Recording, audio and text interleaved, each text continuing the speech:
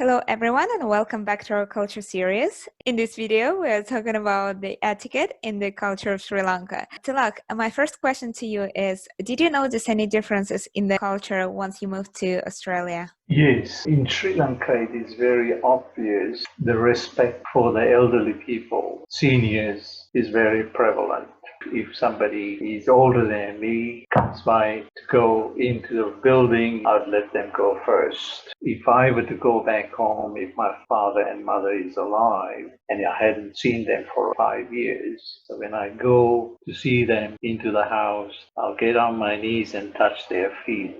That's the traditional way to say, I'm back, how are you? Because they have done everything to raise me up, to make me grow up from a baby to a man. So that's the kind of respect. And that's one. And then being a Buddhist country, of course, there's a lot of Christians also. You give respect to the clergy, the Buddhist monks or the Catholic fathers, or there's even Muslim imams. There's a lot of Muslims also. So that's another traditional etiquette you should observe what the locals do. And then if you go into a Buddhist temple, you take your shoes off.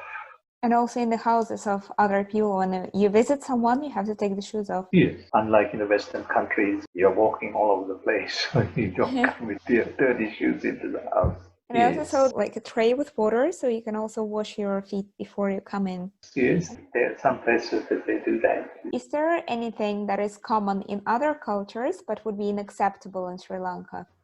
You can see that in order to survive nearly 300 years of being ruled by Dutch, Portuguese, and British, you had to tolerate some of the things they had brought through to Sri Lanka. Say, for example, the traditional names of Sri Lankans are very long. In the 1800s, people came as conquerors, so they made sure, okay, now you can't be such a long name, you have to be Joseph, Mary's father, like a European style. Like name and surname in two words. Yeah, exactly. They had to do that. There was no way out. They took up sports, cricket, rugby, football, and soccer and everything. Naturally, the Western clothes are very popular, the traditional sarongs and all that. That's the countryside more or less. What should I avoid in my behaviors and my etiquette not to appear rude in Sri Lanka? They will always ask you, what's your name? And then, of course, you say your name and introduce yourself.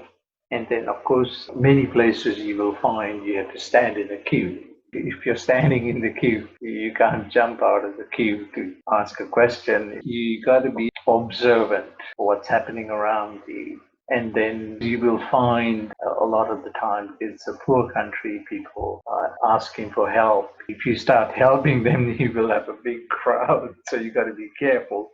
But you can do that discreetly. Say if you're coming out of a restaurant, you have too much food. I always pack a little bag, and when I come out, I look around to see, okay, that elderly lady could use some food. So I walk to her and tell her, well, look, I'm not trying to embarrass you or anything like that. I have some extra food. If you'd like to have it, to give it to someone or to be put to good use. What do you say you might have problems if you help them? If I, let's say, give some money to a young boy, there might be some other young boys standing around and say, hey, look, he's giving money. Let's go quick, so they'll come and pester you. Can I have some too? So 10 kids around you, give me money, give me money. So you have to be mindful not to start a riot. That was very interesting. We are now ready to go to Sri Lanka. We are prepared with all the etiquette rules. I will see you again in our next video where we're going to talk about the traditions and celebrations.